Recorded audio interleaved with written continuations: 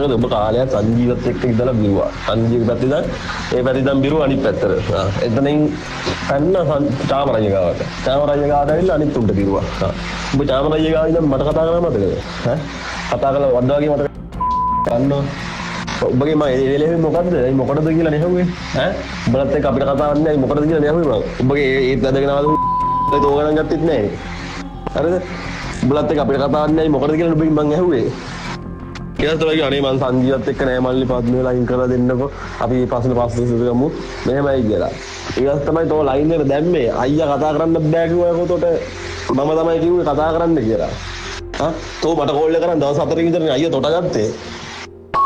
මතකනේ උඹට නේ. එතක ෆෝන් දෙක ලං ගන්න කතා කරේ. මට කතා කරේ අනේ මල්ලි පද්මේ ලයින් එකට දාලා දෙන්නකෝ. අරකයි මේක එක ඔබ බැදගෙන කාලයක් එකෙක් ගාව ඊට පස්සේ තව එකෙක් ගාව ඔබ ඔතනට ඇවිල්ලා අයියා ගෑනුත් එක ගිහිල්ලා හැංගිලා ඉන්නවා අපිට කන්න බොන්නත් නෑ කියලා තෝ බැන්න මතකද මම ඒවත් කිව්වද අයියට නෑනේ ඔබ ඒ වගේ අරක්කු ටික දෙන්නේ කවුද අන්න ඌ හොඳයි උඹට